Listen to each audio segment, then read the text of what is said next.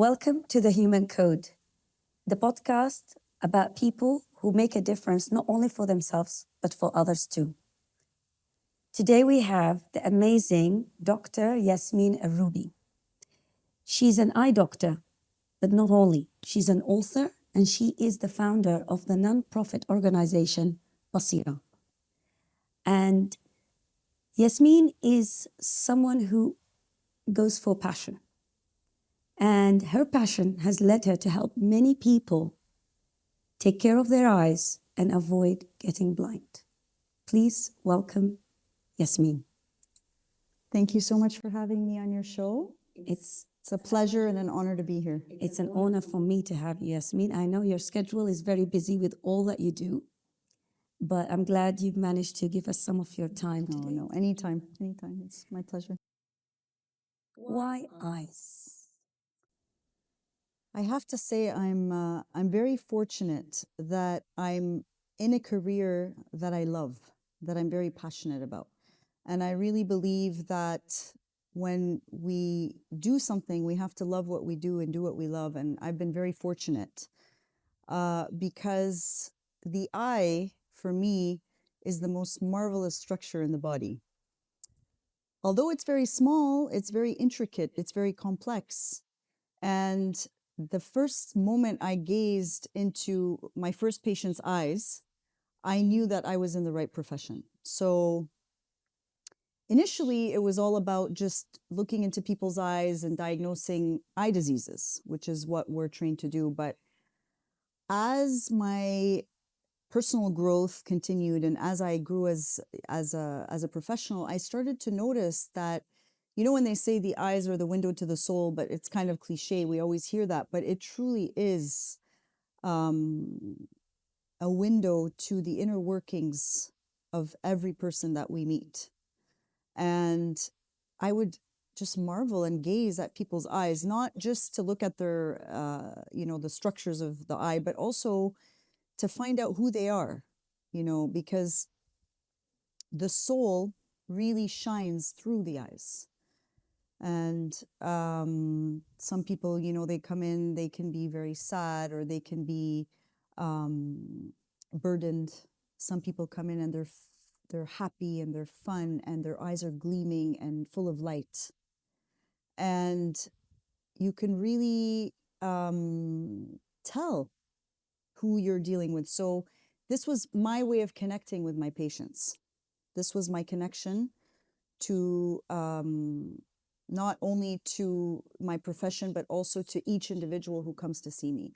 But more than that, I became obsessed with the word basar versus the word basira. So basar in Arabic means the physical vision, the eyesight, how we perceive the world around us, the physical world. And, the eye is the organ that collects the information that we need to be able to perceive the world around us. But the word basira is the spiritual eye. So what is that? For me, that was something that I was fascinated by and that I've been thinking deeply about for the last 20 years of my career, because basira is how we perceive the metaphysical world or the inner realities or the world of the unseen, which we can't perceive with the physical eye. And that's why I called my nonprofit organization Basira, because I just love that word. And I love the fact that there are people who have sight, but they can't see. Their hearts are dim. And I believe Basira comes from the spiritual eye, which resides in the heart. And there are people that can't see, but they're attuned to the reality around them, the real meanings. They can perceive them. So that was why I named my nonprofit organization Basira, because we work with a lot of vision impaired people, with people who are blind, and don't think that they're not able of achieving amazing things, because when they've lost their vision, they've developed their basira. Many of them have developed their basira. So in some ways for them, it's even a gift. So through Basira, how do you support people? What do you do? What services? So the idea behind my nonprofit organization was twofold. One of them is to spread awareness about common vision disorders, but the other one was to provide early eye screenings for people who don't have access. So believe it or not, almost 80% of vision impairment and blindness worldwide is avoidable. 80%. But there's no awareness. And oftentimes, people don't have the means to get their eyes checked. But also, there's no awareness about the fact that this condition, if caught early on, could have been prevented. So through Basira, we try to organize vision screenings. We've done some in Jordan, in Uganda, in UAE. Not as many as I'd like to have done in the past few years, because when COVID hit, we were more restricted. But what we find whenever we do any of these screenings is that at least 20% of the people that we're examining have a vision disorder that could be easily treated or prevented, or we could have prevented an eye disease that could otherwise lead to vision impairment and even blindness. So that's the mission statement behind Basira, is to provide access of care and to provide eye exams for those who most need it. So my next one, inshallah, will be in Egypt. And how long do you Planning to spend be when you that. go on those tours? It's actually very quick. Like, you'd be surprised at how much we can achieve in 1 or 2 days. Amazing. We can see 300-400 people Wow. with a good, efficient team. And with the proper equipment, we can go into these areas where they don't have access to eye care, and we can examine all of these children and their parents, and we can provide them with either a pair of glasses, which in most cases is enough, or we can provide them with basic eye care that would prevent eye diseases such as glaucoma or eye infections that are otherwise vision threatening. And in some cases, there are very simple surgeries that can be done to fix their eyesight. But the most important thing is really awareness, because even in the modern world that we live in, you'd be surprised to know that there's no real regulation on eye screenings in schools, for example. So a lot of kids Go unnoticed. they go unnoticed a lot, and it leads to so many problems. That's something that became your mission in a way, is to create awareness, like you said. Yeah. But let's go a little bit back, Yasmin, and tell me, when was that moment when you realized being just an eye doctor, seeing patients day in, day out, was not enough?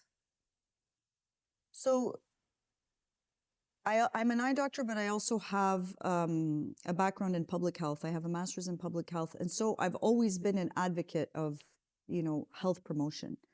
And I'd be driving through Dubai and I'd see campaigns for diabetes, for, dyslexia or ADHD or mental health. Oh, yeah. But I've never seen really, there's not a lot of public health campaigns that are done for eye health. Mm-mm. And I thought to myself, what would be like a fun and engaging way to spread this message? And I kept thinking to myself, well, I have kids, and I know that if I read to them a scientific literature, they're not going to be interested. But what about if I write a children's book? Why is it important? Because children also have to take ownership of their eye health.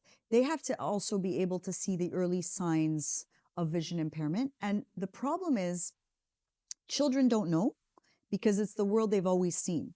So when they come to us for the first time and they get a pair of glasses and they can suddenly see clear, they're in a state of shock because they've never seen before. And their parents have immense regret because they say, well, if I had only known that this could have been prevented, or I didn't have to live all of these years thinking there was something wrong with my child, because a lot of them get diagnosed with other things as well. I would have brought them in earlier. I would have been able to get a very simple treatment for my child to give them the best chance for success, right? Because when you can't see well, and this is actually what my first book is about. So That's how Misty Mole came into existence. Misty Mole gets new glasses. Actually, moles are blind, so that's why I chose Mole as my main character. But also, the way that the book starts is that Misty is really struggling because she's clumsy. She gets made fun of in school. She's having problems keeping up with her friends, and she wonders why am I so awkward? You know, what's wrong? And nobody ever picks up on the signs. Even her own parents can't tell until the school nurse comes to the school and they do an eye screening, which should be standard in every school.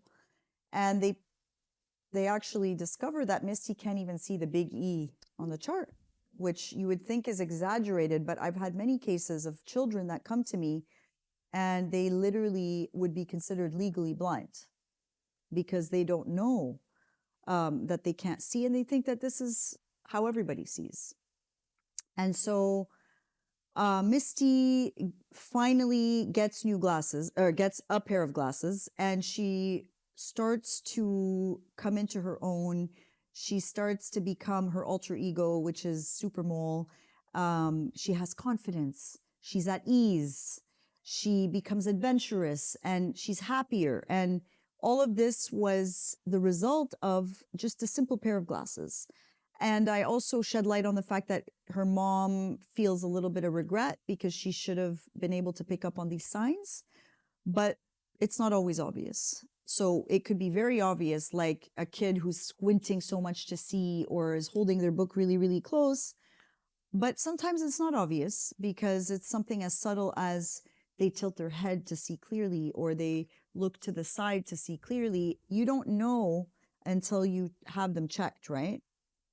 So I'm advocating for early eye screenings because it's not always fair we can't blame it on the parents because they don't know what to look for either, or even on the educators. But the more we have this discussion, the more that we can raise awareness about it.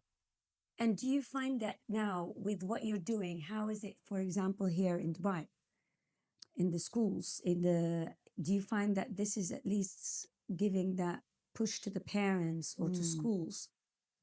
I've been fortunate enough to go to some amazing schools and read my books, and I feel that Dubai is a great place because the teachers are so invested in the education of their children, of the children that they teach, and the parents are also very motivated. They want to be a part of the solution. I'm not sure if nationwide there is like a policy that's been rolled out for standardized screenings all throughout the UAE. Like for dental, they have, like, for example, in schools, they have the dental checkups for kids. Is it in all schools? Is that a standardized practice? In private schools, yes. That's what I would like to do next. Is I would like to look into seeing how much this is being applied properly as well to schools and even to nurseries, because the younger you start, the better chance of success you have, because there are so many vision disorders that are preventable with just early intervention. I mean, saying what about Misty Mole, when you mentioned how her confidence grew just by wearing a pair of spectacles, it actually reminded me of my story. Really? When my parents took me to the doctor, and eye doctor, and he checked my eyes and he went, "How can you catch any bus? You can't even read the number." Yeah. And it was the UK. And then when he gave me the prescription, I remember when I went out for a few moments, I was feeling dizzy after I put them on because I was like, I can see. Yeah. Yeah. And it's a strange feeling of like, oh, finally I can see. It's amazing.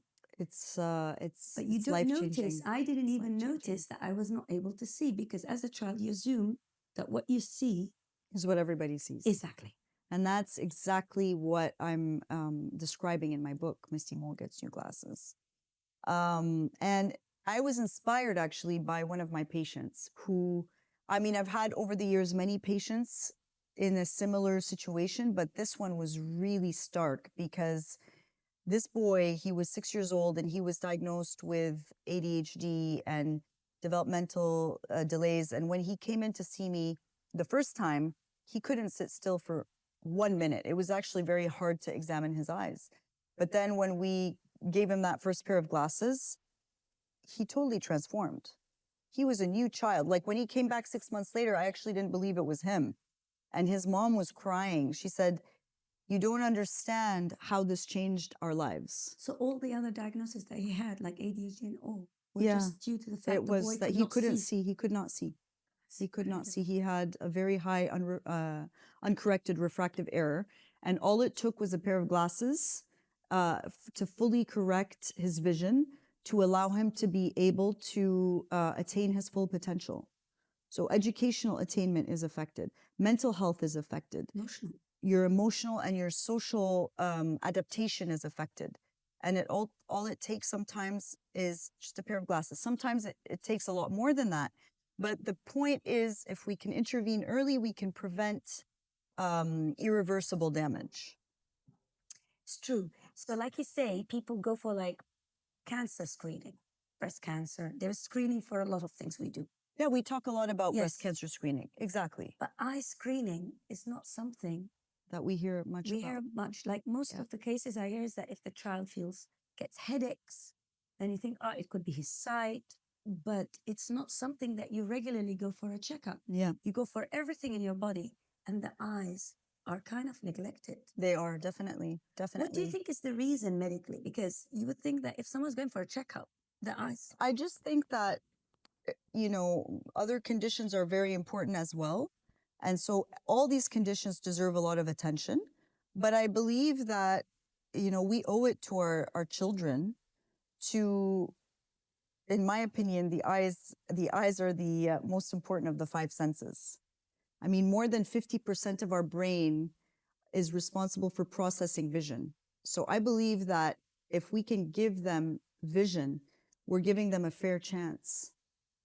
And also, I wanted to discuss why I wrote my second book, because this is also something I'm very passionate about. So Misty Mole and the Big Switch Off is about Misty. After she gets her first pair of glasses, she then feels pressure to get an iPad.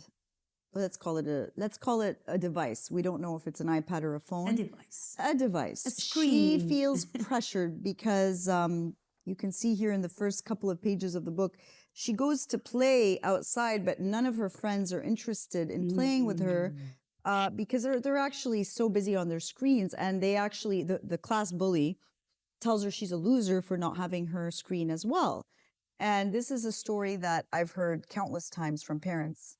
The peer pressure that people have to fit in, right? So she gets a screen. She promises her parents, "I'm only going to be on it half an hour." I Right? did that before.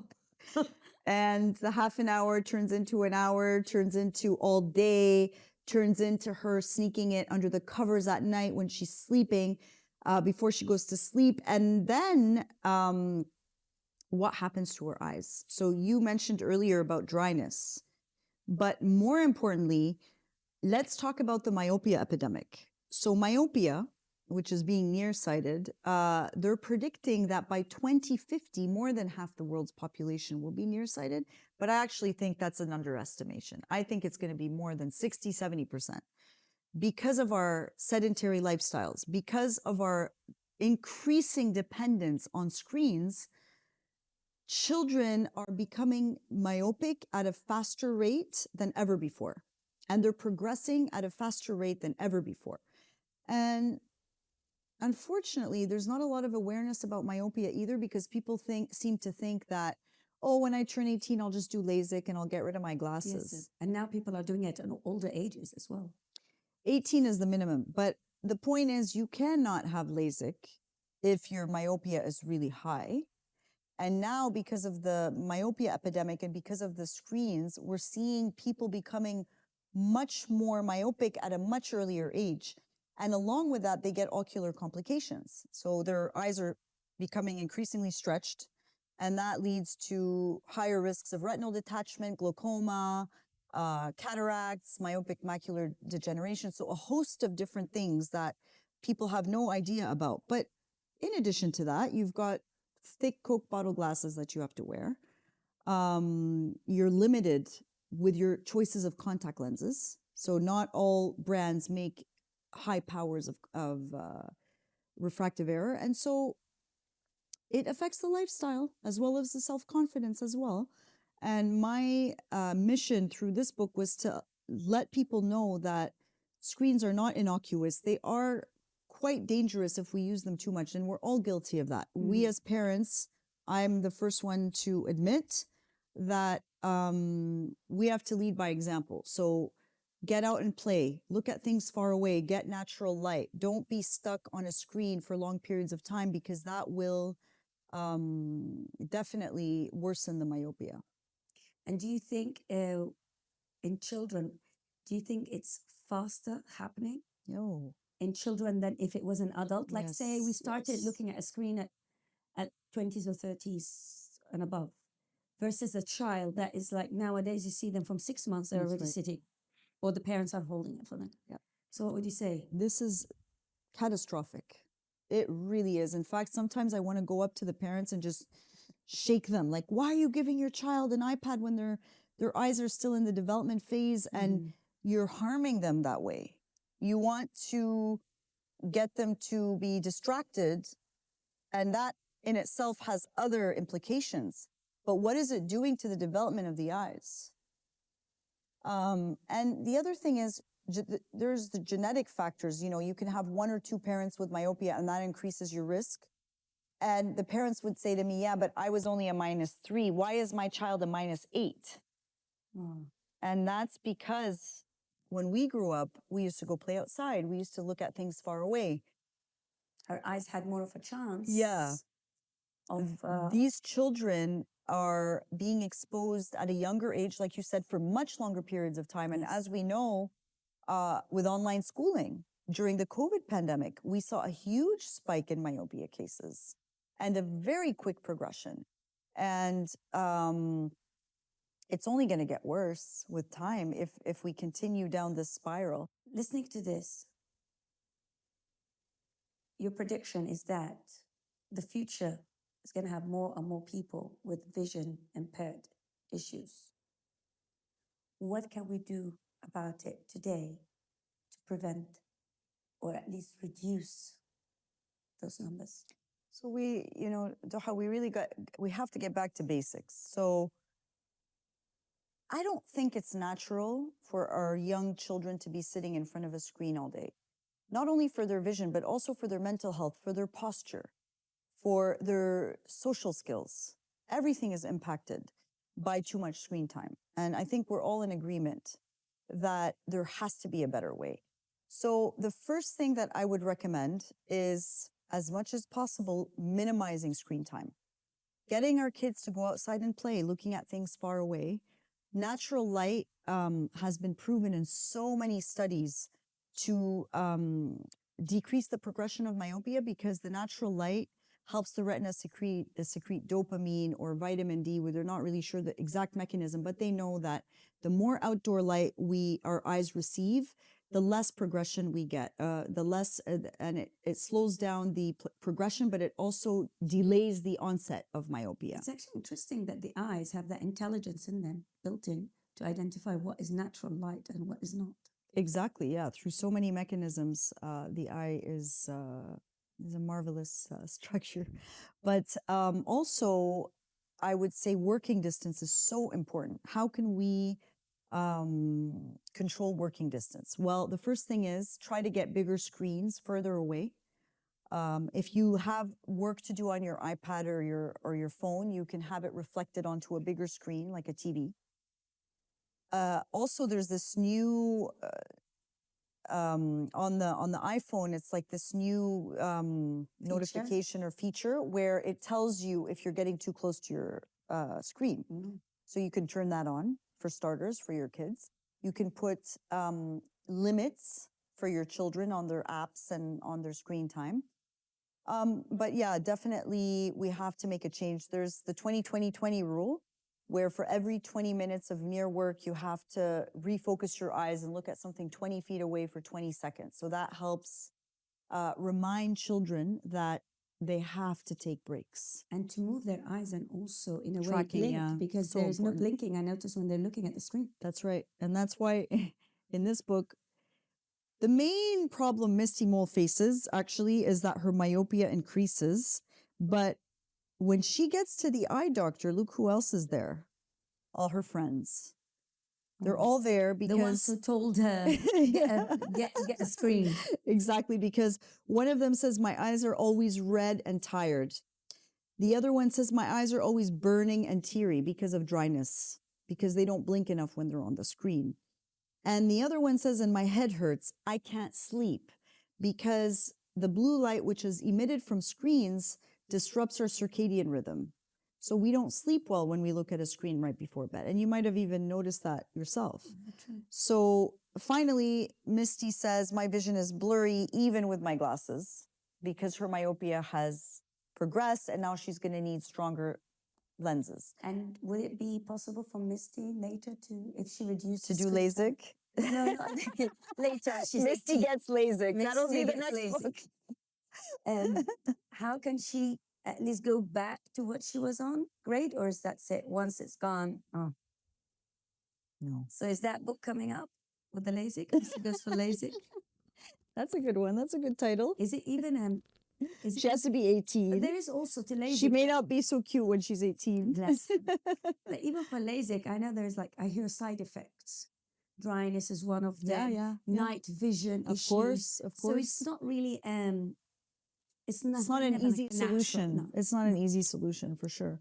Which is why and I hear some they shouldn't take it as a given that if they're nearsighted, they'll just easily be able to waltz in at the age of 18 and get LASIK.